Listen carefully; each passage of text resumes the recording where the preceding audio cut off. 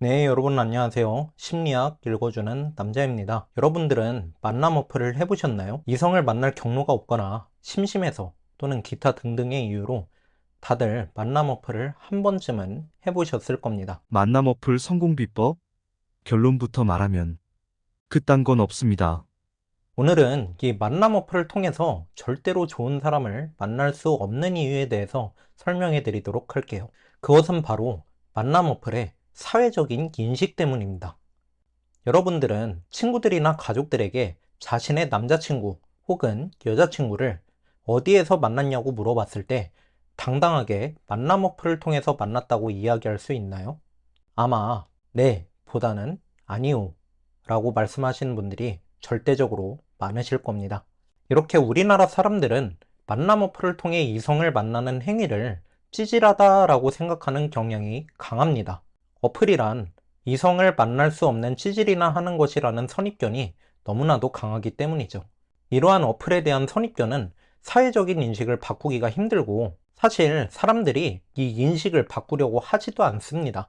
그리고 이러한 안 좋은 인식이 악의 무한 루프를 만들죠. 어차피 안 좋은 인식의 어플 안에 정상적인 사람이 있을 리가 없고 정상적으로 보이는 사람들조차도 사실 정상인인 척 하는 것이다 라고 생각하기 때문입니다. 이 어플이라는 선입견이 너무 세게 잡혀서 사실 일반적으로 할 수 있는 행동조차도 나쁘게 평가되는 경우가 너무나도 많아요. 그래서 저 개인적으로는 만남 어플을 통해서 사람을 만나는 것은 추천하지 않습니다. 시간 투자 대비 가성비가 너무 좋지 않거든요. 그렇다면 과연 어플에는 정상인이 없을까요? 없다고 보는 게 마음이 편합니다.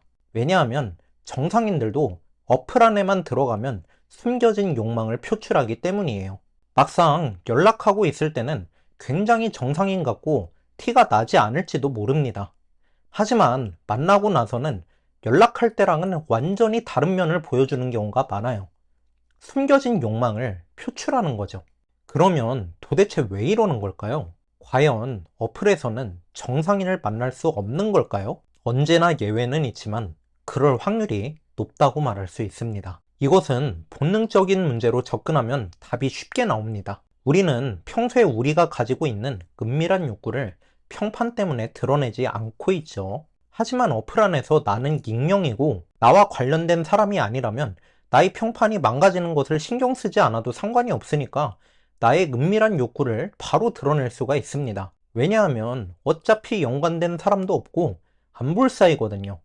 만난다고 해도 한 번 보고 끝날 사이라고 생각합니다. 그러니 무슨 말을 해도 나의 평판이 망가지는 일이 없고 그래서 일반적인 상황이라면 절대 할 수 없는 말과 행위들을 하는 겁니다. 사실 이것은 어플의 특성이 아니라 관계와 평판을 신경 쓰는 사람의 본능이라고 할 수 있습니다. 어플뿐만이 아니에요. 워킹홀리데이 가는 사람들이 물란하게 놀고 오는 경우가 많은 이유도 바로 이런 이유 때문입니다.